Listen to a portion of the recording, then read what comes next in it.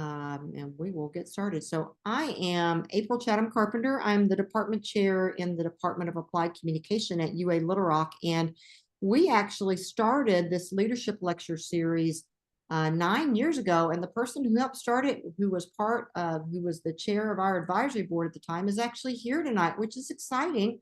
And that is Mary Cantrell. So welcome to Mary. She and Carol Thompson, who is one of our faculty members in the department, actually had the idea to get going on something that would help be a way of keeping our alums, kind of professional development for them, but also involving our faculty and alums in just talking about the role of communication and leadership. And folks who are not aware of the Department of Applied Communication, we have a mission that is so central to everything we do. We live it out in our relationships. We talk about it and teach it in our classes. And this leadership lecture also illustrates it. And if you don't know what that is, it's to co-create better social worlds through positive communication. And that is what we want to do. And so tonight, I'm really excited to have one of our alums, VP Parker, if he wants to, can tell when he graduated from our bachelor's program. It was actually called speech communication at the time. We are now the Department of Applied Communication, but I'll let him decide if he wants to tell that. VP has been, oh my goodness, he has done so many things. If you saw the information about what he has done, I'm just going to read a few of them and then we'll turn it over to him. He's a business owner. He's a consultant and trainer. He has his own consulting business, VP Enterprises and Consulting. He works also in the healthcare industry. He might talk a little bit about that as well. But for 30 years, he has served as a consultant, and not to any small places, to actually, well, maybe some small places, but to multiple Fortune 500 companies across the nation. He has been trained. Some of you might know what the Lean Six Sigma Black Belt is, but he has that training. He also is a practitioner of the Baldrige criteria for performance excellence methodology. So he is definitely no stranger to the nature of high performing cultures and high performing organizations. He really believes, and I think this is interesting because we talk about this in our classes about communication being both an art and a science. Well, he believes that inclusive leadership is both an art and a science. So there's the art of vision and strategy, but that has to be coupled with the science of the systematic effective processes. And I'm sure we're going to hear a lot about that tonight and how inclusive leadership success is really an incremental journey on that art, with that art and science component. And so I'm going to turn it over to you, VP. Welcome for being our spring speaker for our 9th annual leadership lecture series. And we're so excited to have you here. You've become a friend of our department in so many ways, serving on our board, advisory board, and even leading that board over some last few years. So VP, it's yours to take away. Thank you, April. I appreciate it. It was probably 10 years ago. In fact, I know it was 10 years ago. I decided to do something I had never done before. I decided to take my family of 6 and 2 dogs and take a seasonal picture, a holiday picture. And I wanted to put it on some glossy paper. I wanted to put it in an envelope and send it snail mail to my friends. Maybe send it to Mary Cantrell, since we go way back. And I thought this would be awesome because I had never done this before. So let me try this new thing. So I invited a photographer to come over to the house, take this picture of my large family and 2 dogs. And the photographer wanted to charge me $250 for a sitting fee. Do you know what I can do with $250? He wanted to charge me $250 for a sitting fee. That's not even to take the picture. That's just for him to show up. So strike one. I wasn't willing to do that. So I decided to do something that everybody else does. I pulled out my phone, I put it on top of the mantle, I set it to 10, and I ran in front of the camera, and sat there with my family to try to take this picture. Of, I thought it turned out well, but after looking at the pictures, found out not so good. Why? Because I have teenagers and they were making duck lips and they were doing this mewing thing. And I we could not get a good picture. Strike two. So again, remember, I'm trying to do something new. So I want to put this on some glossy paper. I want to send it out to my friends. They open it up. They say, that's VP's family. I'm already strike one, strike two. So here comes strike three, in that I decided to go to my favorite shopping place, Target. And I was going to find some cards that cards that looked like my family, so that I could put it in the envelope, send it snail mail. April, send it to you maybe. And then you open it up and say, that's VP's family, even though it's not the glossy one. You see our family on the outside. And my challenging part was I could not find cards that looked like my family. I walked all around my favorite shopping place, Target. I walked around the end caps. I walked to where all the other cards were, because there was a whole lot of cards around, $5 for 5 cards, 10 cards for $10. And they looked like folks that are on this call, but they did not look like my family. And so call me crazy, but I really wanted cards that looked like my family so I could send it out. Call me crazy. I hope I hadn't offended anyone yet. But I really wanted you to see my family. So here's what I decided to do. I went to someone in red, because I'm at Target, of course, and I said, hey, will you help me find cards that look like my family? I walked up to this one person in red. I tapped her on the shoulder. I was like, excuse me, will you help me? And she turned around and said to me, I don't work here. He said, why are you wearing red in Target? She's like, you're the third person who has asked me for help, And I was like, you can't wear red in Target. So I moved on to the next person in a red shirt and asked, could they help me find cards that look like my family or that look like me? And that person was very patient, very gracious, generous with her time. And she went around that store with me trying to find cards that looked like me. 10 years ago, we did not find those cards. I will say that now I can find those cards everywhere in Target and anywhere. But during that time when that was happening, the person in red walked away from me somewhat dejected, in that she could not help me find cards that looked like me. And she felt poorly. She felt badly for me.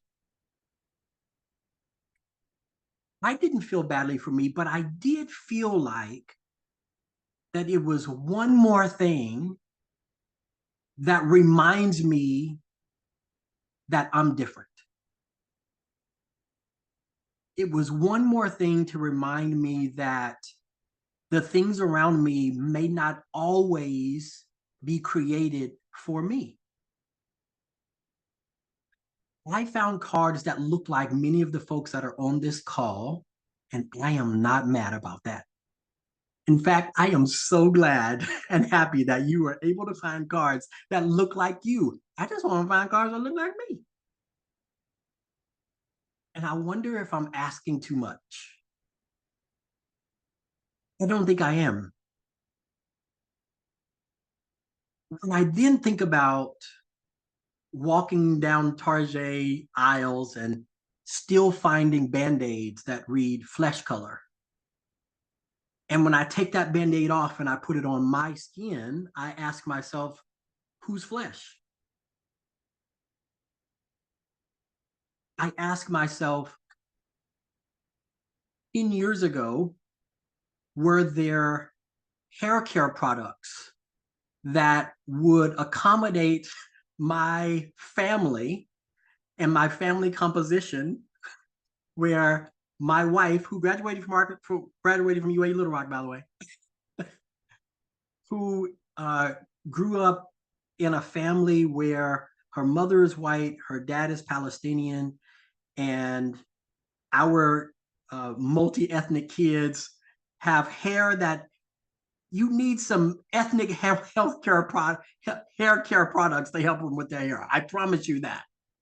After being with them so long, and we know that that's the case. Can we find those products? 10 years ago, they were very few and far between. Now, see shelves full of products for ethnic hair. That's what is actually on the products. There's just this reminder of, is this world for everybody or is it for certain people? And one of the things that I have recognized is this world is made up of beautiful, wonderful people across the board, period.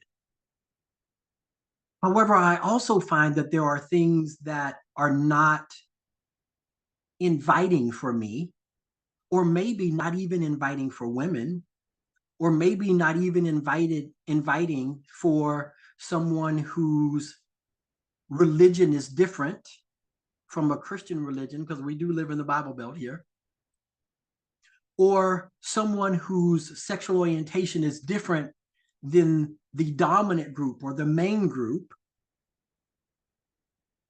Or maybe the world is not set up to be accommodating or inviting and welcoming to folks whom have chosen to have a family that doesn't look like everybody else's family.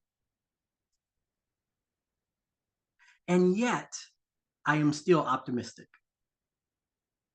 Now, I share this story with you to kick off this lecture series about inclusive leadership because it is so important for us to recognize that our lived experiences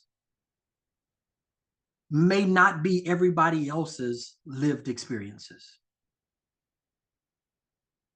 If you are not intentionally finding people who are not like you, it's possible you may be thinking that your lived experience is just like everybody else's lived experience. It is so important that we find trusting relationships with people who don't look like us, act like us, talk like us, think like us. They don't dance like us. They don't eat the same foods as us. They don't love like us, and they don't worship like us. But those are the folks who will allow us to see things in our world and in our lives that we would not otherwise have seen had we not had those trusting relationships. I recall being in my undergraduate studies at UA Little Rock, my graduate studies there at UA Little Rock, and I had an amazing group of friends and colleagues and classmates who kept us honest, Mary Cantrell being one, but who shared with us different lived experiences that allowed us to be better than who we were at that moment. I am so grateful for that. UA Little Rock provided that. The instructors, the faculty, the staff, the chancellors, the peers, the classmates, all were so wonderful at sharing their lived experiences, which made me who I am today. Someone who, as April has already shared, owns a consulting business, and people are crazy enough, Lauren, to pay me to come in and do training with them. It's crazy. Because I'm from Lone Oak, Arkansas. The only town that has bigger mosquitoes than Lone Oak is Stuttgart. That's the only place. All because of rice. Everywhere you find rice, there's huge mosquitoes. But um, mm, while I was in college, my sophomore year, taking classes with Dr. Thompson, Dr. Butler, Dr. Driscoll. My second year, I had to take 1,300 speech communication class. And I got up and did my speech. And I did it on, back then it was called multiculturalism. I did my probably 7 to 8 minute speech on multiculturalism, how to get along with people who are not like you. April, I'll go ahead and share what year that was. That was 1991. And so here's what happened. I'm leading you up into why I'm talking about inclusive leadership. So hang tight with me on my story. So I do a speech in 1300, speech 1300. In that room was a director of a nonprofit in the city of Little Rock. She pulls me to the side. She says, VP, I want you to come and do that exact speech, that 8 to 10 minute speech at my organization where we are talking about just getting along with other people. I was like, okay, sure, no problem. So I go to her nonprofit. I deliver my 10-minute speech, probably made it 15 because I talk a lot. And after it was over, I began to walk to the door. She stops me and she hands me an envelope. And I say, what's an envelope? She said, just a little something for you for taking the time to come here and do what I asked you to do, which was to share with us about multiculturalism and getting along with people who are not like you. So I go to my car. Remember, I'm a sophomore in college. So y'all, you will understand what I'm about to tell you. When I open up that envelope and there's a $75 check, I thought I had hit the lottery. Just remember where you were as a sophomore in college, okay? And you're like, what? So Dr. Mariville says he loves it. I thought that I had just hit $1 million and then something crazy happened to me. Someone else called me word of mouth because she said, hey, VP is doing this multiculturalism thing. So somebody else called me from a nonprofit and said, come and do it, please. They gave me a $75 check.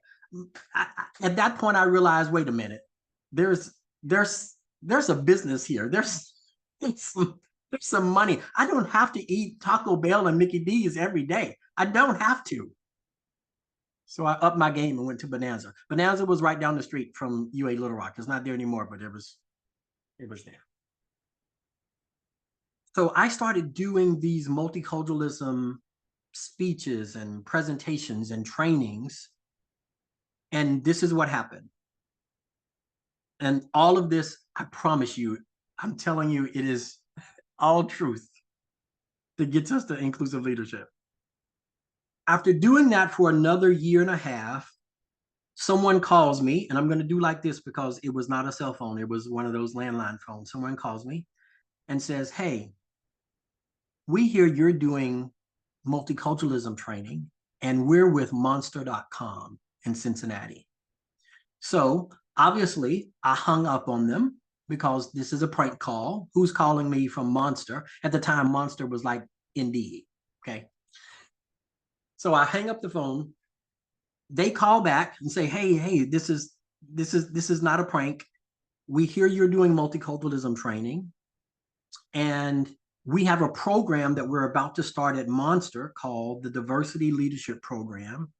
And we need someone that is going to help us write this curriculum. And we heard about you. And I was like, well, how did you hear about me when you're in Cincinnati? Well, that's another long story that I'm not going to bore you with. However, they convinced me and flew me out to Cincinnati. And that's when I got a chance to work with Monster doing multiculturalism training, writing curriculum. And I got a chance to be in front of some of the largest Fortune 500 companies that exist in the nation. because those companies were funding this new program called Diversity Leadership Program.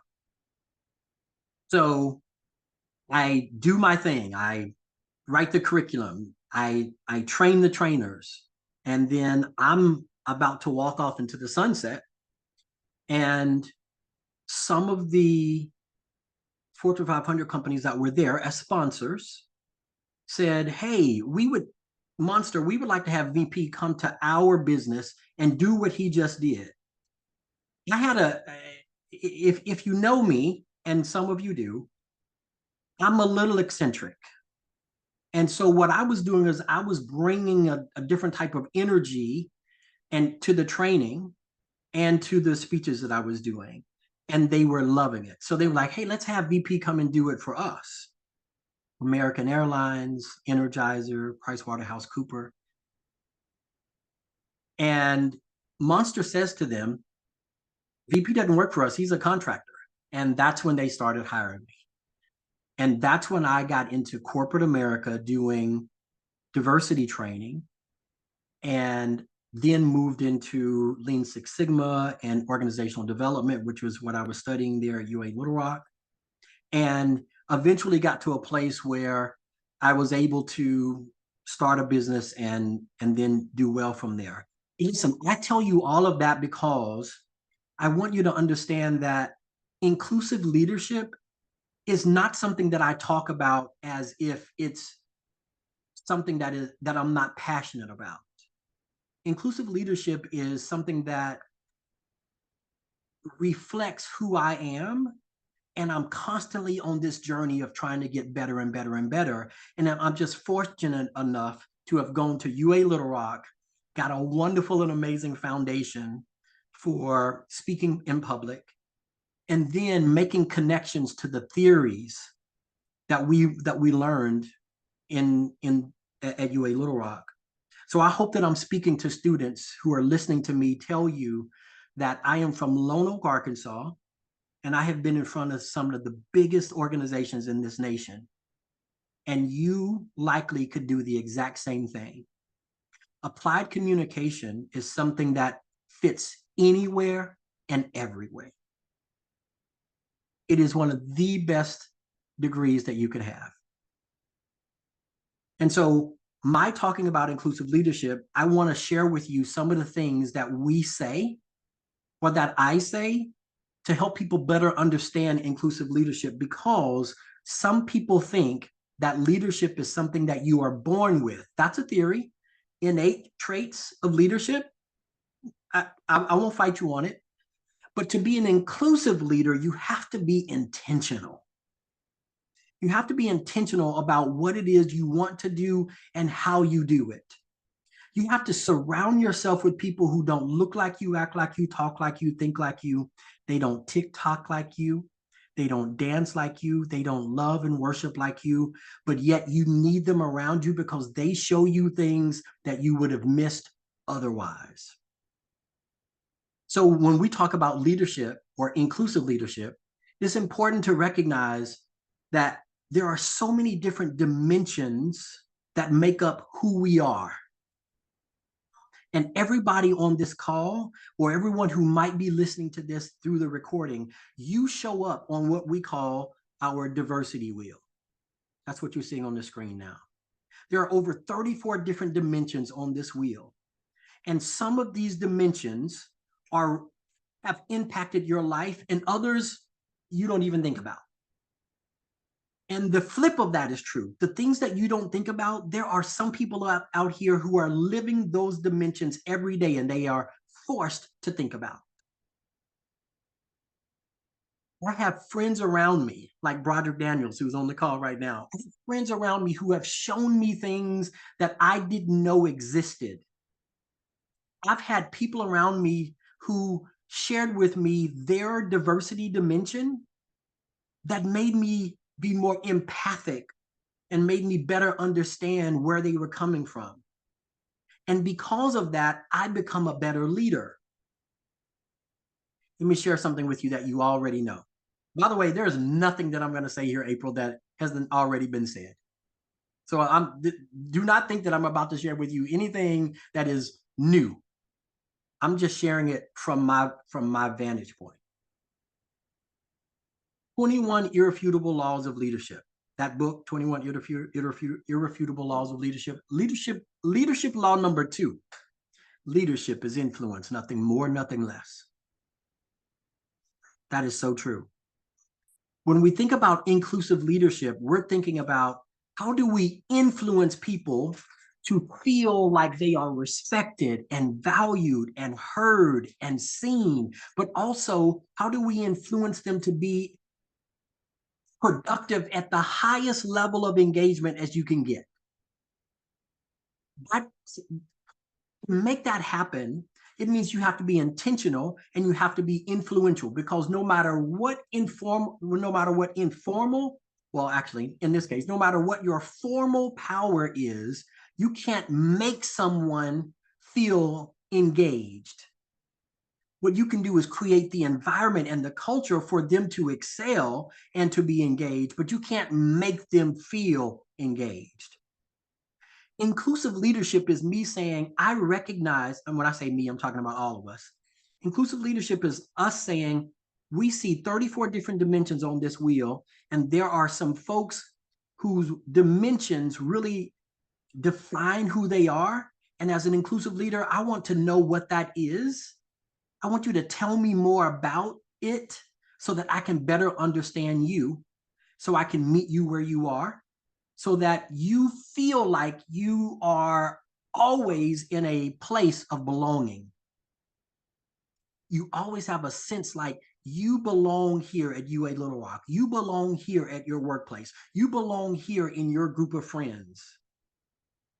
Inclusive leadership does not mean you have to have a leadership title. It just means that you take into consideration that everyone is impacted by these dimensions that are on this, that is on this slide.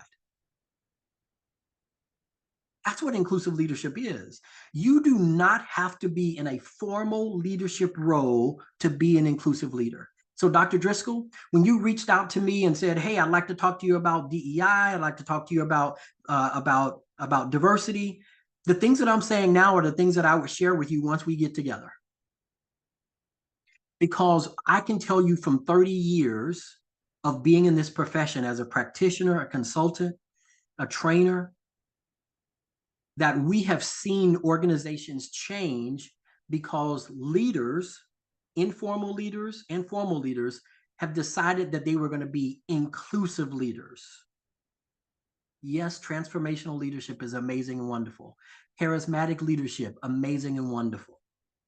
But an inclusive leader has to be intentional about what he or she or they are doing. And that means they have to know and understand that these dimensions matter. People don't remember what you did for them. People remember how you made them feel. Inclusive leaders know that. So when I go into Target and I'm trying to find cars that look like me, and there's a person in a red shirt who is helping me, they make me feel like I belong at Target. Target, by the way, if you don't know what I'm talking about. Inclusive leadership is saying that I recognize and I value you for the person that you are, and I do not need you to be different or change. I do not need you to show up differently for me. I just need you to be your authentic self, and you are enough. Inclusive leadership says that I am going to look around me at all of the diversity dimensions that are around me, and I'm going to figure out, how do I take this mix of diversity and create synergy? How do I make 1 + 1 = 3 every day? That's what inclusive leadership is. Is it tough? Absolutely. Is it hard? Absolutely. Will you mess up? Absolutely. In fact, one of my leaders that I've been under for a long time says there's only 2 ways to have a diversity conversation. One is to have it imperfectly, or 2, to have it not at all. So we choose to have it imperfectly. So that means that Dr. Kristen, I am going to sometimes be offensive to you, and I didn't mean it. But when I recognize that I need to own up to it, and I need to apologize, and I need to acknowledge, London, that I recognize that there is a difference between impact and intent. And my intent was pure, but my impact was bad. I apologize for that, and I'm sorry. Will you please forgive me? It is not what I meant. Inclusive leadership is being humble, that you're not going to always get it right, nor do you always know everything, but I seek to learn it. Inclusive leadership is recognizing that when I look at this diversity wheel, that there is this stuff in the red, like age, class, gender, sexual orientation, ethnicity, mental and physical ability, gender identity, all of those things for me, they may not mean a lot, but for you, they mean so much, which means that you mean a lot to me. So that means I have to acknowledge those things, share with me the good, the bad, help me better understand, because I want you to feel seen and heard. I want you to feel like you belong when you are with me or around me. That's inclusive leadership. So if that's if that's inclusive leadership and it seems like pie in the sky, it's important for me to share something with you. When we talk about when I'm around working with my clients and we're talking about inclusive leadership, it's important that I share with them, as I also share with you, that inclusive leadership is not something that just exists in one place, but exists in several different places all at the same time. Let me give you an example. Down at the very bottom of this graphic that you're looking at, it reads experience of inclusion, individual. When we talk about inclusion, that's the act, the movement, the activities that we engage in to make synergy happen. So we take all of the diversity that's around us, and then we turn it into a verb. We do something with it, making 1 + 1 = 2. People experience that on an individual level. But at the exact same time, if you are an inclusive leader, you have to recognize that also people are experiencing it on an interpersonal behavior level, which is 1 up. It's how you interact with me, what you say to me. It's how you say things to me, the interpersonal behavior. It's the nonverbals that you give me. It's the you walking up to me and saying to me, well, this actually happens. When you walk up to someone in healthcare and you say to them, I don't want you as my nurse. Why? Because you're a woman. Because your ethnicity is not an ethnicity that I appreciate or value. It's when somebody touches your hair because they want to feel the texture of your hair, but they acted like that your body was theirs and now they're in your personal space. That's interpersonal behavior that shows that they're not valuing you as a person. It's the same thing as me walking up to a woman that I think is pregnant and putting my hand on her belly and saying, are you pregnant? I don't know you like that. The part where we move up to the next level of groups and teams, where being an inclusive leader means that I have to have a certain way I practice. I have to have norms that I have to have integrity. I have to have shared experiences and collective experiences that allow the team and the groups that I'm around to know that this is a safe space. But at the same time, I'm going to hold you accountable. Inclusive leadership is moving up one more level from that, is when you're talking about leaders and leadership, where there's leadership practices of saying this. When we come to this meeting, I'm going to ask everyone at some point to lead the meeting, because as the leader, I do not have to be the only one leading the meeting. I want everyone to have an opportunity to share during this meeting. That's inclusive leadership. Inclusive leadership is saying to the team, when it's time to make decisions, it's saying, I want to hear everybody's voice, even if it takes us an extra 5 to 10 minutes in this meeting. Inclusive practices are, we're going to have a group meeting. We're going to have a strategy meeting. It's going to last 4 hours. I'm going to bring in lunch. And I did not check with anybody to see if they were vegetarians, whether they were vegan, whether they were allergic to peanuts. I just figure like I'm not, so everybody else is. And so now you've got people sitting around you who are not eating or they're not enjoying the meal, and yet you want them to feel included or feel like they belong, yet they don't. Because inclusive leadership is intentional. Or how about the organization? One level, one step above leaders or leadership. How about, is your organization an inclusive organization?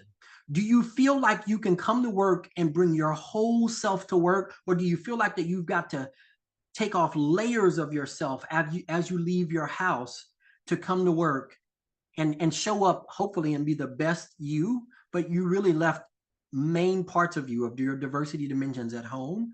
Does your organization have values that say, we want you to be authentic? Or does that organization say, if you're not going to assimilate, then this is not the place for you? One of the clients I work with is Burger King. Burger King headquartered in Miami. And their tagline internally is people like us. And we had a conversation with them about, what does people like us mean? If you have to explain that tagline, then it's probably not a good tagline. And it led people to believe that if you're not like us, then you don't really want to be a part of this organization. They eventually ended up changing it, not because of me, but just because of larger conversation. If the organization has taglines that make people feel like that they're not supposed to be there, then you're not going to have people there. Organizations can be inclusive by saying, hey, equity matters. An organization can say, what we're going to do is do a market survey. We're going to find out where our workforce is and where their roles are in comparison to the market. And then if we find that they are below the market rate or outside of the market range, then we're going to start impacting that by changing it, moving people, paying people what they're supposed to be paid. And we're going to make sure that internally that men aren't being paid more than women. We're going to make sure that that our folks who are Gen X or Gen Z are not being paid inequitably, because we're going to take a deep dive into our data. That's an inclusive culture. Or how about that big one in the back, society?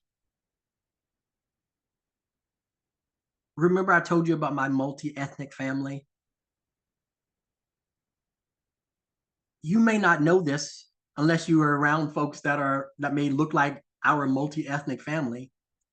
But when we travel and it's time for us to stop and eat as a family, we don't just pull up Yelp and look for a restaurant and say, oh, that's a great restaurant, let's go there. We pull up Yelp and say, that's a great restaurant, let's go there. And then when we get there, we have to sit outside for 3 to 5 minutes just to see what the clientele looks like, to see if they're going to be accommodating or welcoming to a family that looks like ours. Whereas you may decide, I really like that restaurant, and you go right in. I'm not mad at you for that. Heck, I want to do the same thing. But I also recognize that it is sometimes unsafe, because we have been in restaurants where people have shared with us that they don't particularly like us being there, or they don't particularly like that we're a multi-ethnic family. Is society inclusive? Depends on where you go. And it has to be intentional. And so that's what I share with my clients all the time. What are we going to do to be intentional about inclusion? How are we going to be intentional about creating belonging? What is UA Little Rock doing to make sure that you're saying, we want everyone to be here? Because the diversity of our students and the diversity of our faculty and staff make us have an amazing edge, a competitive edge. So what do? Well, one of the things we do is we start talking to our clients about what is you're seeing on the screen. The whole focus of why I'm actually here, right, to talk about. And that is, we want to talk about what is inclusive leadership and what are the traits that you need to be an inclusive leader. Because it's one thing for us to talk about it, it's another thing for us to act it out. It's another thing for us to not even act it out, demonstrate it. It's another thing for us to want to be an inclusive leader versus, that's too much work. So in some amazing research that Deloitte and Touche did, when they just go by Deloitte now, around inclusive leadership. And one of the things, how they landed on these 6 C's of inclusive leadership is that they were looking at what is it that is needed to be to just knock the competition out of the water, no matter what your organization is. What is needed?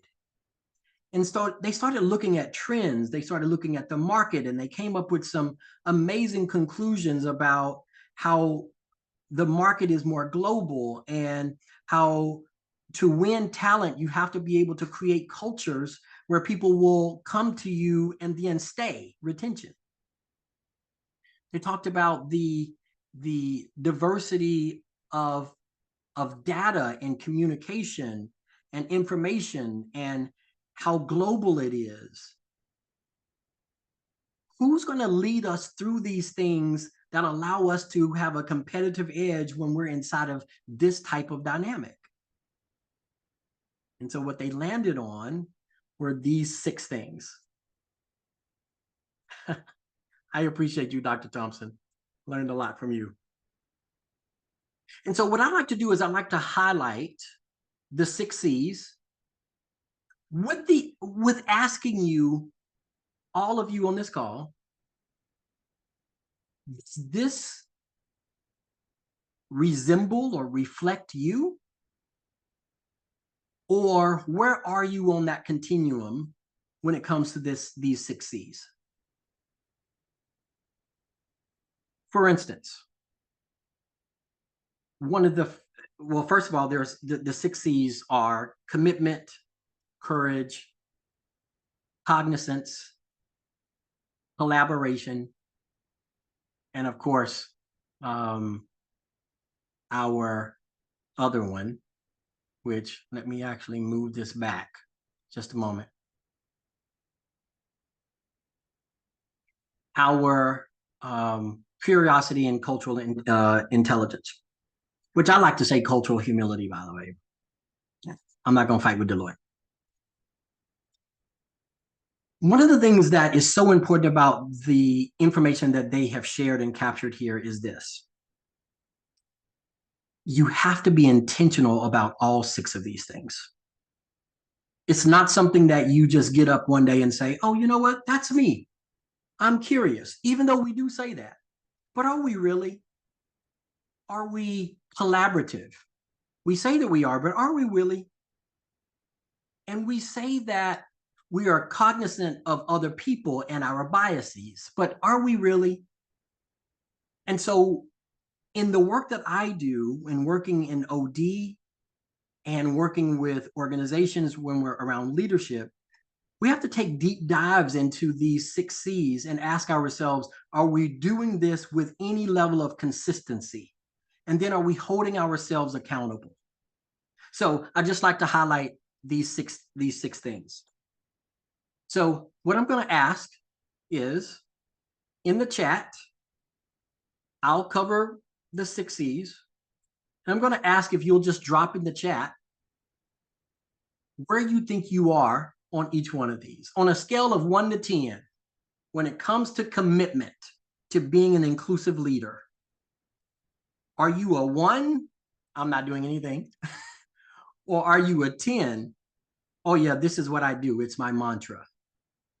Now, I also recognize that I'm asking you to do that, but I'm also asking, you're like, I'm not putting my number out there. I'm okay with that. You do not have to put your number out there. I'm just inviting you to, but it's obviously not a mandate. Not telling anybody that I'm a 3 on commitment, but it is important for us to have some self-awareness. So just have that number in your head. When it comes to commitment, it's one of the first things you have to have when we're talking about inclusive leadership. Inclusive leaders are deeply committed to diversity and inclusion. They prioritize it as a core value, and they make it visible through their words and their actions. Commitment is showing consistency. One of the ways that you show commitment is through your actions, and it's through your words. It's through your deeds. And so I just like to be very clear about inclusive leadership and what those examples look like. When it comes to commitment, we're talking about publicly advocating for equity initiatives and holding organizations accountable, which simply means that sometimes in your place of work, you may have to call out a practice. And when I say call out, I don't mean you have to go and get a sign and go and pick it in the front, or that you have to grab a group of folks and walk around picketing or yelling chants. I'm not even suggesting that. What I'm saying is when you see an inequity, ask about it. Advocate for the change of that practice. At least ask someone about it. Have we always done it this way? Because now the mere fact that we're asking the question is holding the organization accountable. Now, of course, there's a continuum of accountability. But on the front end, let's just ask the question. Are men being paid more than women? Let's ask the question that when I hire someone in, and then I ask someone who is on the inside of the organization to train that person, and that person is making more than the person who's actually doing the training, well, let's talk about that. Because you may have some wonderful and strict policy as to how you got there, then that's great. Then you're holding yourself accountable and the organization accountable. But if there's some practices that just don't seem right, let's ask about it. Let's talk about it. And of course, you have to feel like that you are asking it to or sharing it with someone that you have psychological safety with. Are you committed?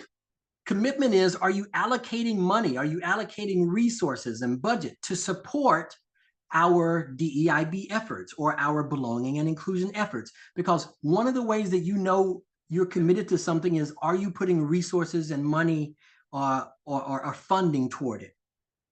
That's one of the things that we do. It's a metric that we use inside of organizations. How much money is being put toward this initiative?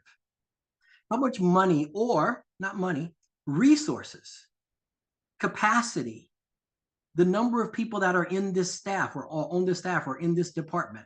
That's a metric that we capture. What's the number of folks that you have working on this initiative or effort? Because it shows commitment. You show me where you spend your time, and I'm going to tell you what's valuable to you. If you were to keep a journal of all the stuff that you do all week, and then you give me that journal and I go through and I do a content analysis on it and I create some categories, I will be able to tell you what is valuable to you. Now, you can tell me all day you're committed to your family, but when I look at that journal and I do my content analysis and you're not spending time with your family, you can tell me that you're committed to your family, but it's not being shown through words and action and deeds. I hope I made somebody feel uncomfortable. Because you're checking yourself, like we're checking ourselves, like, ooh, okay, all right. Another way of showing commitment is when you are integrating your belonging and inclusion, or your diversity, equity, inclusion, and belonging goals into team and individual performance evaluations. When you are being rated, when you're being evaluated, do you have anything inside of that evaluation that is holding you accountable for your commitment to making sure that people feel like they belong, for making sure that people feel like they're being heard and seen, making people feel like they are valuable to the organization. Is there anything in there that is doing that? Or do you just have evaluations that say, I am going to start a a club this year, and that's it. Like that's your evaluation. That's your goal. Come on now. We know that's not a smart goal. Come on now. We're smart enough to know that. Question is, when I'm working with my clients, I'm asking them the tough questions about inclusive leadership. Where in your performance goals can I find something that is speaking to creating an environment of inclusion and belonging? Where is that at? Because if it's not there, you're not showing me a level of commitment. And we already know that commitment is one of the traits for inclusive leadership. So if you want, drop into the chat on a scale of 1 to 10. Where are you on commitment to inclusive leadership? I know I'm asking you to, be vulnerable. That's crazy. We don't know these people. What do you mean to be vulnerable with these folks, VP? I know some of them though.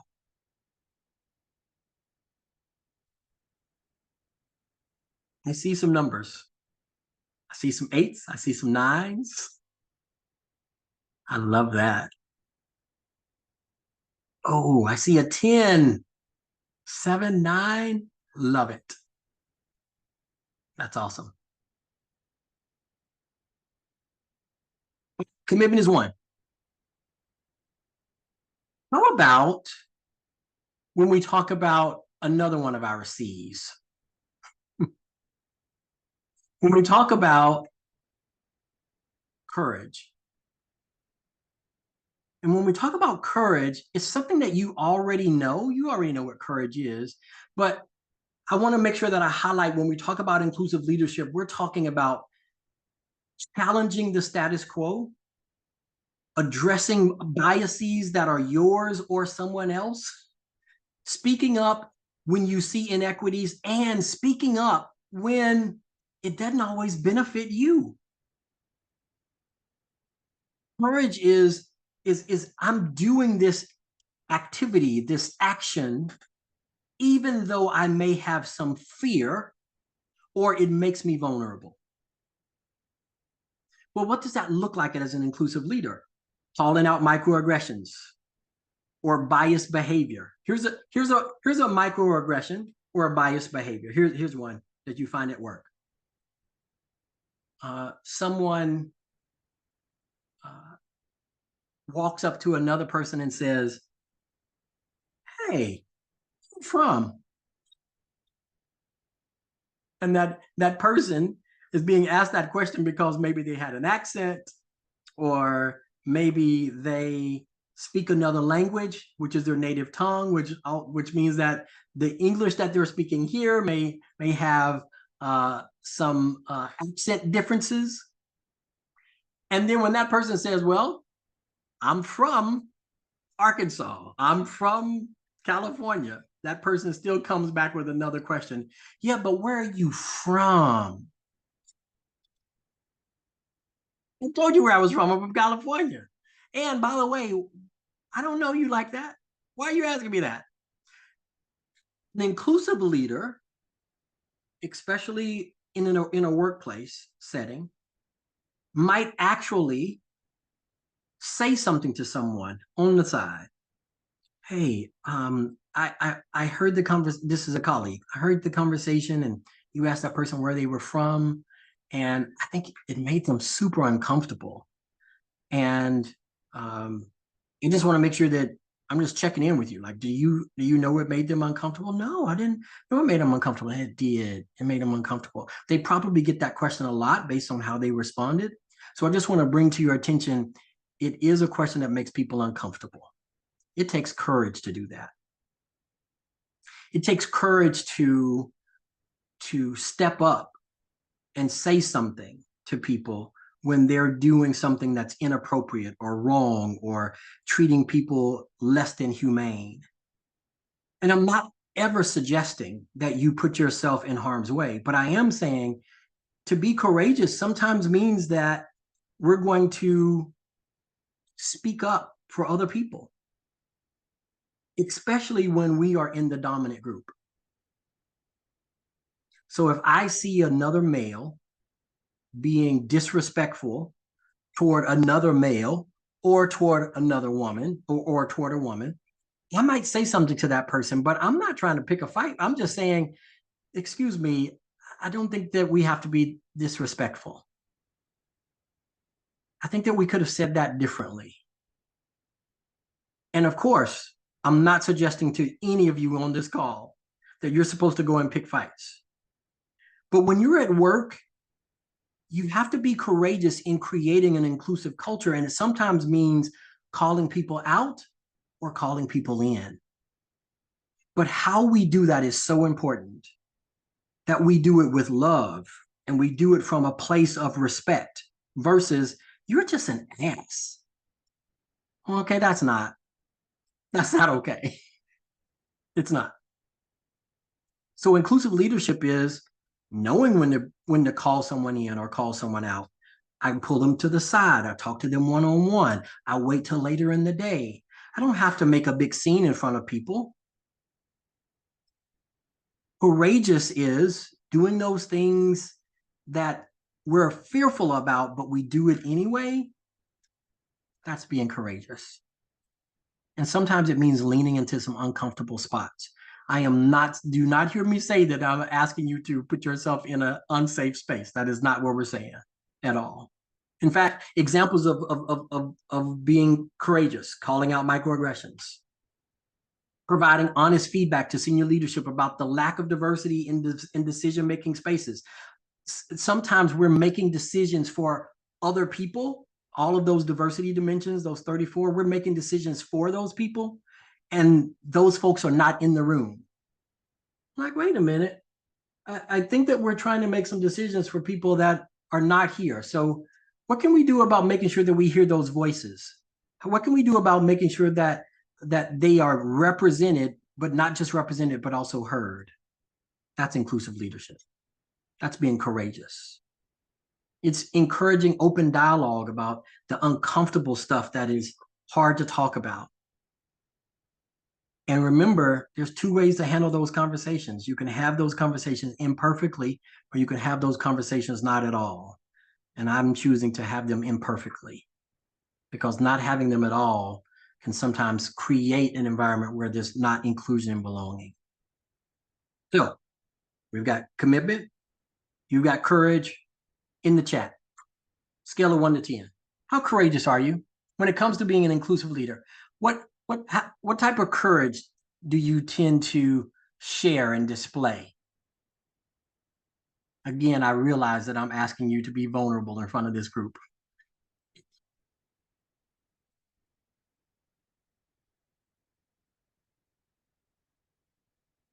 The third C of the 6, cognizance. It's really about being cognizant of, oh, by the way, I see your numbers. Let me just acknowledge those. I see 5s, I see 6s, I see an amazing 10, and I see an amazing 5, because self-awareness is everything. So we check ourselves. I love it. Absolutely love it. That's so awesome. I'm reading all the chats, April. It's good stuff. Cognizance of bias. This is where an inclusive leader is saying, I'm aware of my own biases, and I want to make sure that my biases are not influencing my decisions in such a way that it begins to hurt other people. When it comes to interviews, this is what we teach our clients. When it comes to interviews, there's 5 main interview biases. I'm not going to go through all 5 of them, but let me just call out a couple of them that we don't like to talk about. Are you cognizant that there is a bias that's called beauty bias? All right, drop into the chat. Have you heard beauty bias? Yes or no? Drop it into the chat. Beauty bias. Have you ever heard? And somebody said 8. It says 8. Good. I see a lot of yeses. See a lot of yeses. Beauty bias. Beauty bias is whatever it is the standard for Western society beauty, that when we see that beauty in people, we tend to bestow upon them qualities that they may not even have, or they don't even exist in that person. We sometimes think that if a person is handsome, that they are a natural leader, or they are an amazing dad. We see someone who has the features of a beautiful woman. Maybe it's long blonde hair or symmetrical face, or maybe it's the pointy nose. And now we think that that person is smart. We think that that person deserves some extra, an extra scoop of ice cream on their ice cream cone. They deserve a little discount. I'm gonna give you a little discount. Why? Well, just because you deserve it. Or when you're interviewing people and they fall into that Western society look of what those norms are for whatever you think beauty is, now they somehow are more credible in the interview. And it goes the opposite direction. So if someone doesn't fit that beauty bias or doesn't fit the beauty norms, then we will say to ourselves unconsciously, we're not even thinking about it. It's like it's just happening naturally. It's like, I don't think that they're the right person for this. I don't think that they fit in this job. But when we look at their resume says they're going to be a top contender. But when they came in, they didn't fit the beauty that you were looking for. That's called beauty bias. Another interview bias. This all has to do with cognizance of bias. As an inclusive leader, are you aware that you are falling into this bias when you're interviewing people? Are you aware of it? Or are you just like, nah, I'm not even thinking about it? This is called anchor bias. Anchor bias is when you're considering the person who was in the position prior. They were so awesome. They were gregarious. They were an extrovert. They were high energy. So now anybody else who comes in to interview for that role, you're now looking for someone to fit that same disposition. That's called anchor bias. So when that person comes in and they're introverted, they are an inward thinker. They don't take up a whole lot of space. They would be amazing for this job. But because you are comparing the person that was in the job prior, that's your anchor, then now that person is not the person for this role. Do you know you're doing that? Do we know we're doing that? So now we've helped clients talk about what's the process by which we can make our interview process more anonymous. I'm not talking about the face-to-face interview. I'm talking about just looking at resumes or not looking at names. And let's see if certain resumes move ahead versus you looked at somebody's resume and it said Jose and you were like, I just don't think that they fit here. Interesting. One other bias I want to share with you. One that you know very well, so drop it into the chat. Are you familiar with affinity bias? Drop into the chat. Yes or no? Affinity bias.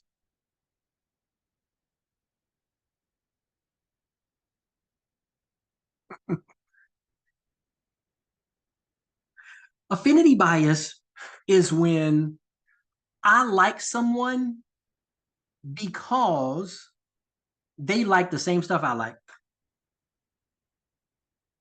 Oh, wait a minute. They went to Fayetteville. They're a Razorback. Oh, I'm a Razorback. I have an affinity for them. Now, you have no idea if they're a really good candidate or not. You have no idea if they're high integrity. You have no idea if they are a strong character have strong character, you just know that they are a Razorback and you are a Razorback, and you fall into, you know what, I really like them. I don't know why, but I really like them because they have Razorback on their license plate.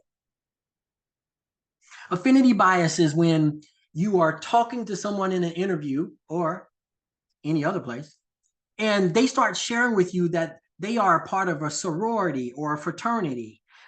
They went to UA Little Rock. They went to the same high school as you. Oh, wait a minute. You're that faith? You're a Baptist? You're Catholic? So am I. And now that affinity has now impressed upon you that this person has qualities that they really don't have. For some reason in your head, like they're going to be a really good fit in this job. So then what happens is we fall into what's called confirmation bias. This is all about cognizance of bias. Confirmation bias is I think one thing of a person, and then I spend the rest of my time trying to prove myself right. I just want to confirm that I am right. I think that this is the best person. Look, I knew that there it is right there. I knew that this was going to be the best person. Oh, they said that they have a large family just like I have. That's affinity bias. Now the confirmation bias is I wonder if they go to the same places that I go. And now I'm looking for things that are going to reinforce my thinking about them. Confirmation bias. As an inclusive leader, you have to ask yourself, am I falling into these biases and I didn't even know it? So what does that look like? Participating in unconscious bias training and encouraging team members to do the same. Even though I know that some folks are like, oh, unconscious bias training, we shouldn't be doing that anymore. But what I'm sharing with you is that I know that unconscious bias is something that everybody has. Everybody has biases. Everybody.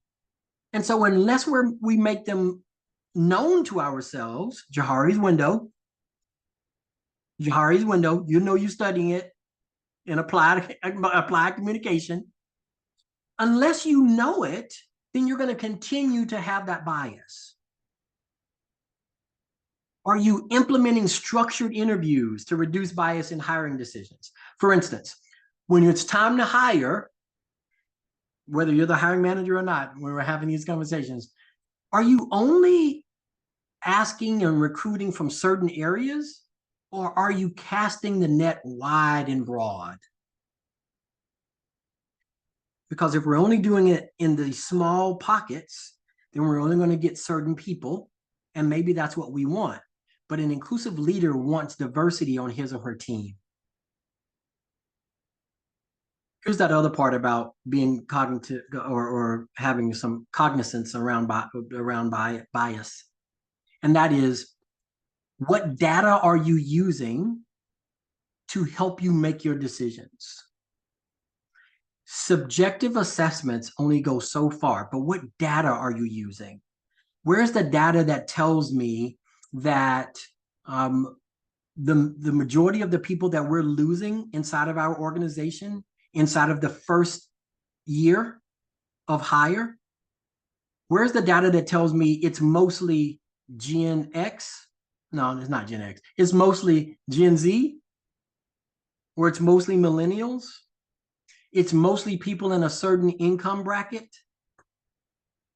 Where's the data that tells me that the people who got promoted inside of the organization all look the same?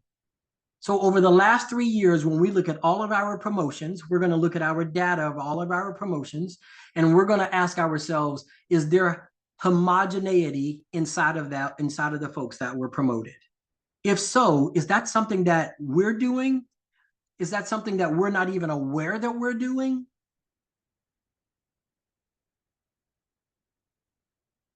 Is there data that tells us that the people that we're letting go all look a certain way? They're all not all, they all look like they all are in the same age bracket or the same generation.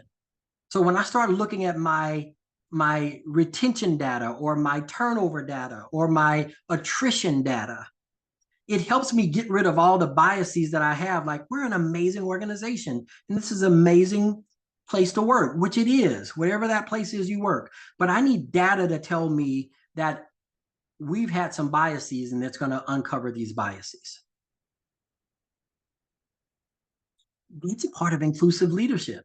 Yes, I know I'm in the weeds here, but I just want to make sure that you recognize that when we talk about inclusive leadership, when we're talking to our clients, we're in the weeds about what does it look like. All right. So when it comes to biases and your awareness about biases, where are you on the scale of 1 to 10? 1, man, I ain't got no biases. 10, I know I've got a lot. I'm working on it. I'm working on that a lot. Drop it into the chat, 1 to 10. Where are you in your awareness about your own biases? All right, I'm seeing 8s, 7s, 6s. I'm loving it. I'm loving it.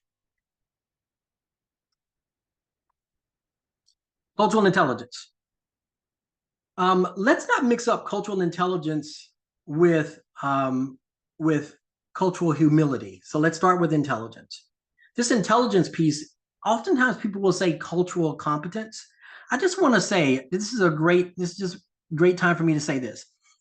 Dr. Driscoll, when I was on campus, I took a class with you called Intercultural Communication. We had a book. The book was by Hofstede. And we already know that Hofstede did some amazing work around cultural dimensions and where different nationalities or where you grow up at in the world globally fall on that continuum. So thank you for that, Dr. Driscoll. I appreciate that, what you expose us to. Well, cultural intelligence is, do you demonstrate an understanding of cultural differences, and do you move or adapt your behavior because of that?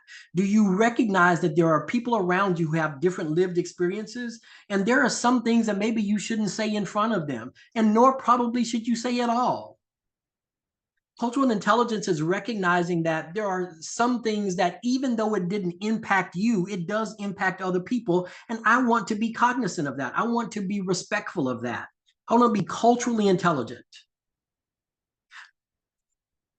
An example, recognizing, celebrating diverse holidays and observances in the workplace. How about that it's okay for you to say happy holidays, and then you're saying that about all of the holidays instead of just saying Christmas? And no, I know, everybody, I recognize that people get a whole lot of backlash about, I can't say Christmas anymore. Of course you can. But when I have a diverse team and not everybody celebrates Christmas, I want to make them feel like they belong and feel included. So I say happy holidays. You know what? It does not make me, I do not lose any integrity in doing that. In fact, I'm just saying to my team, I recognize that not everybody celebrates the same holidays. Just being culturally intelligent. Adjusting my communication style. So for instance, or my behaviors for that matter. Just last week, I went into a friend's house. When I went into that friend's house, they took off their shoes at the door. I'm going to act like I didn't see that? So I took off my shoes and put them at the door. He says, you know what? I'm going to walk around your house in my shoes. I'm going to act like I didn't see y'all take off y'all shoes. Just being culturally intelligent. I'm looking around me. I'm learning key phrases and languages spoken by team members to foster connection. I'm showing interest. Side note. It's really not a side note, but I'm Creole. My dad is from New Orleans, Black, French, and Choctaw Indian. So it was my family on my New Orleans side that shared with me very young that the phrase, God willing and the creek don't rise, is not talking about water. So when people say God willing and the creek don't rise, the reason they were, and God willing and the creek don't rise, was actually Western folks or cowboys who were afraid of Creek Indians because Creek Indians would attack you at night. They would rise up at night and attack you. So the phrase was coined, God willing and the creek don't rise. We ain't talking about water. We were talking about Creek Indians. Now, I'm not suggesting that I'm mad at people who say that. It's just that I have a little more cultural intelligence about that one particular thing. And I'm going to use some cultural humility, which means that cultural humility is I'm going to recognize that my point of view is not the only point of view. I'm going to recognize that relativism is a real thing, that everything is relative. What I think is true is not true for other people. So I'm going to be humble about what it is I think I know and not come at people like, oh no, I'm the only one that has this truth. That's cultural humility. Cultural humility is acknowledging that even though I grew up cultural humility is acknowledging that I grew up in a household in Lone Oak, Arkansas, where we went to church almost every day. In our homes was the Last Supper. And it was interesting to me that in some of those homes, the Last Supper was depicted by people who look like they're Caucasian. But yet we were being taught, or people kept sharing with us, that in our faith-based teachings, that it's very unlikely that Jesus was white. Now, listen, I'm not trying to change y'all's faith, nor am I trying to get on y'all's bad side. What I'm acknowledging is cultural humility is that I recognize that no matter what the Last Supper looks like, it's probably not looking like that, but probably looks like this. Probably looks like people of color. Does that change how I interact with you? Does that change that I love you less? No. My cultural humility says that it's okay for me to believe one thing and you believe another thing, and I still value you. I still see you as human, and I'm going to treat you with humanity and respect because you deserve that. Cultural intelligence. Also, and one of those other C's is collaboration. I don't think I have to take a deep dive on collaboration. That it is exactly what it is. It is exactly what it is. Now, when I talk about those 6 C's that Deloitte came up with for inclusive leadership, I just want to reiterate for you that I'm still struggling with all 6 of them. I'm trying to be the best I can be. That's why I asked y'all, where are your numbers at on the continuum? Because I am trying to be better at it. And so one of the ways about being better at it, and I'm going to highlight, let me go to this part. Here we go, this part. One of the ways I'm trying to be better at it is to create psychological safety. And it's important for an inclusive leader to know that in creating psychological safety means that people are around you, they're in your department, they're around your team, they're inside of your organization, and they feel like that they can share stuff with you and be heard and not be judged. They feel safe. They feel like that they're not going to be punished. That's psychological safety. I feel like in my head that you are safe for me and I can share things without being judged or without being made to feel embarrassed. But here's the thing. Inclusive leaders need to know this, and I want y'all to know it too. That when it comes to inclusive leadership, psychological safety is a big deal. But you also have to know that there's a continuum. The very first part of feeling like you belong around psychological safety is you have to feel like you are included. So humans need to feel accepted. Dr. Thompson, Dr. Driscoll, when I was at UA Little Rock learning speech communication, y'all taught us a theory that was called FIRO-B. I'm sure that there's another iteration of FIRO-B now, but The B was belonging. We were talking about belonging way before belonging was here. To get to this belonging piece, you have to feel like you're included. But the next step up from that is, I feel comfortable like I'm included. But the next step up from that is, do I feel like I can learn from you? Do I feel like I can ask you questions? You're the inclusive leader. Can I ask you questions or give you feedback and you not come back at me? Can you not retaliate against me? Because if you're not going to do that, then you're creating psychological safety for me that's at the next level, which is called learner safety. The next step up from learner safety, which, by the way, I can't not get to the next step until I feel like I have learner safety. I feel vulnerable with you while I'm learning. I can ask you questions and say, I don't understand it. That's learner safety. The next step up is contributor safety, which is, this is me saying that I feel like that I can share stuff with you and contribute, and you're not going to make fun of me along the way. I can share my skills and my talents. I can be open with you. I can make a difference, and you're not going to beat me up, even when I get it wrong. Because if I don't have inclusion safety and I don't have learner safety, I definitely don't have contributor safety. So I'm not contributing anything. So if you've got folks around you who are not contributing, they don't feel safe. And as an inclusive leader, we have to work on it. We have to, how do we go about doing that? So that means we create trusting relationships. We're sharing with people through empathy. We're sharing with people by being vulnerable and saying, you know what? I messed up. I made this decision. It was not the right decision. I don't always make good decisions, but I need my team around me to help me make good decisions. And by the way, just because you're sharing your information with me does not always mean I'm going to use your advice, but I sure do value it.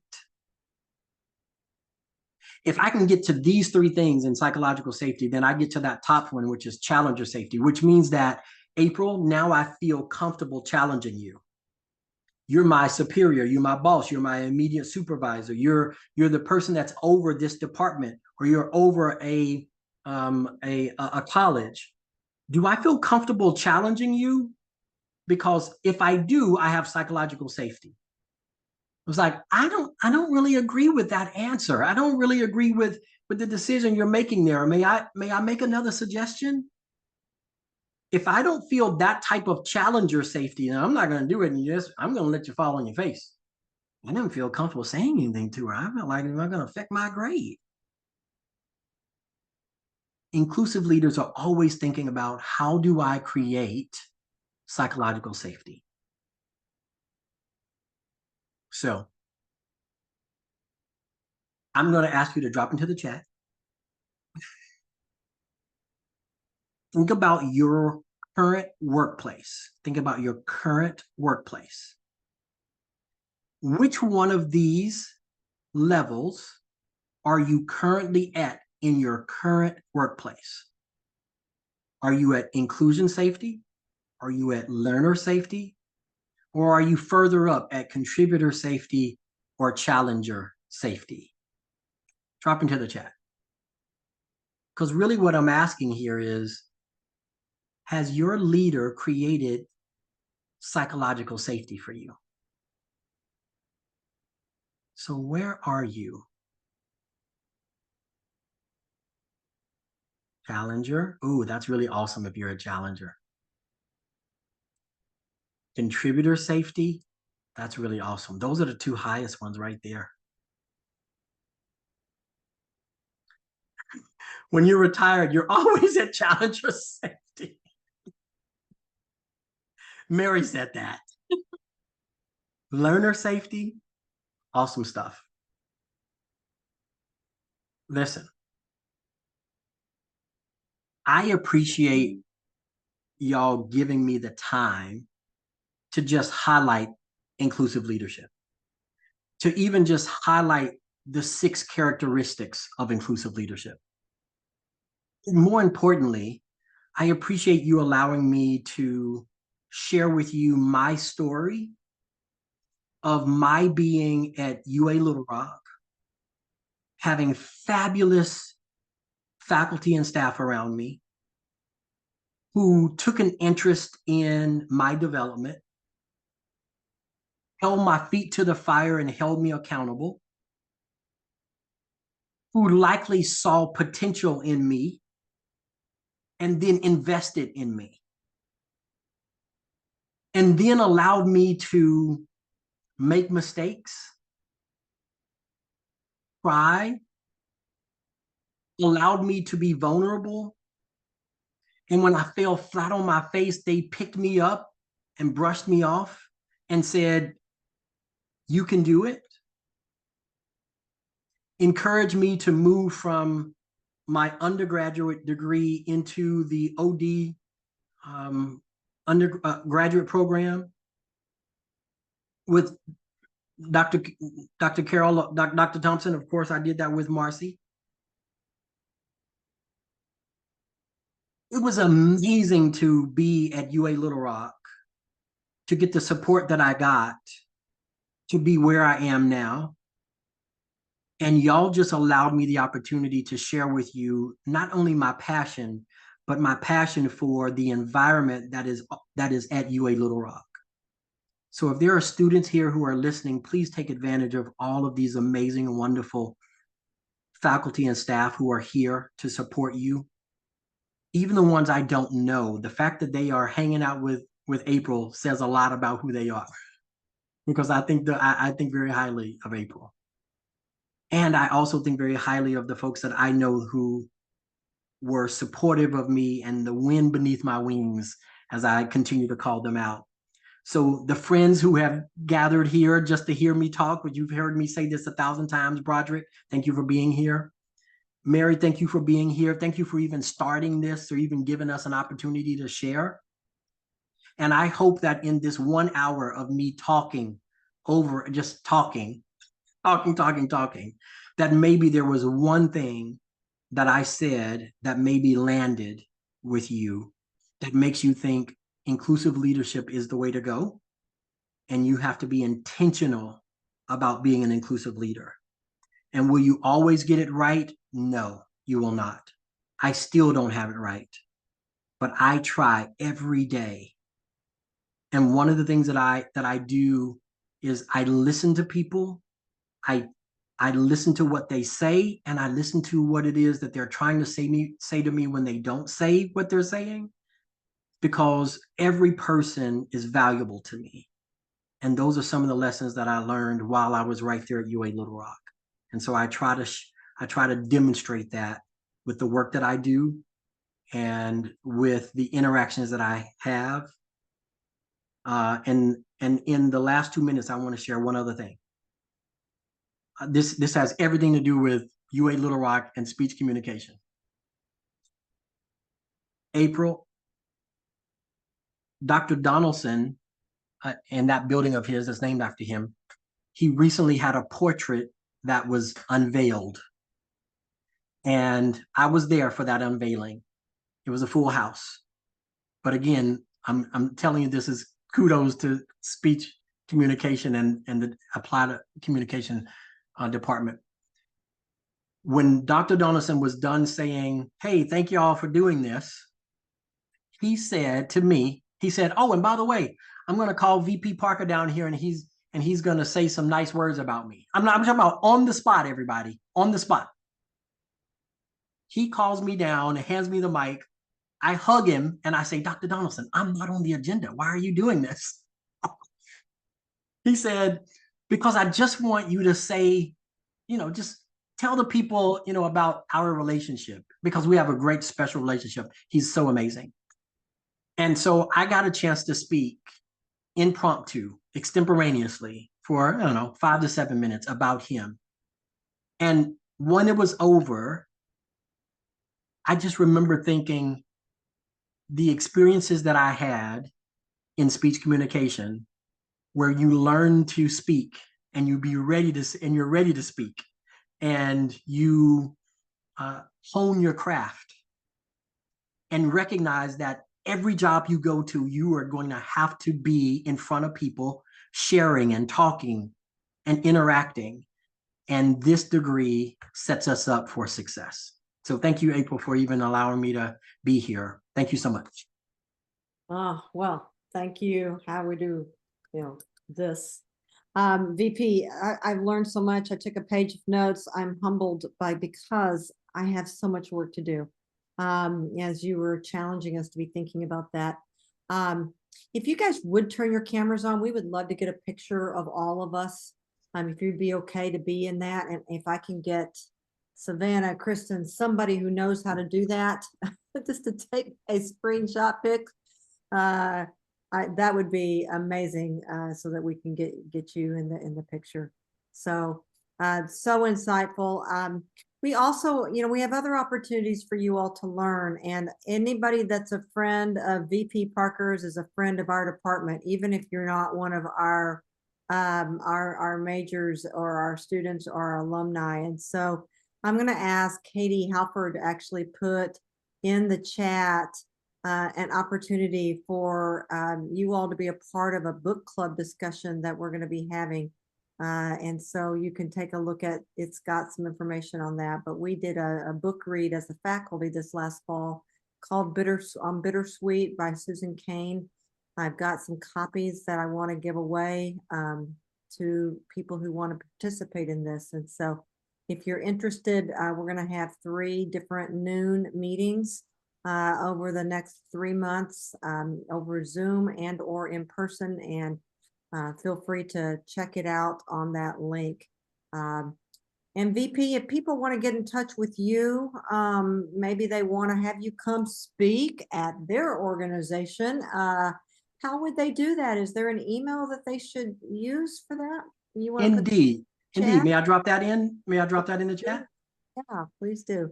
All And right. while he's doing that, did we get some screenshots, Kristen? And or do we Well, need? I took one, but I thought we could do a countdown for people so they could have their best smiles ready. Yeah. My mouth was wide open. I don't want that one. All right, so let's. Why don't you do the countdown for us then? Okay, 3, 2, 1. Oh, you all look beautiful. All right, so VP's put his name into the chat, his contact information. Thank you all so much, and VP, appreciate your leadership in this area, and especially during these times when it's not necessarily the most popular topic to be talking about. And so we really appreciate the challenges that you gave us, and I know I'm going to be wanting to watch the video. I am planning on sending this video out to the people who signed up, but because of the nature of the topic and kind of our political climate that we're in, I'm not going to be posting it on social media at this point. We want to protect a VP, but anyway, just to let you all know that. So, any questions or comments that you want to say to VP as last words? Put them in the chat or call them out. He certainly called out a bunch of you tonight. Well, I'll say it was such a pleasure to see VP again. We saw him last year at our spring celebration, and that was a treat. And you met Marcy then as well.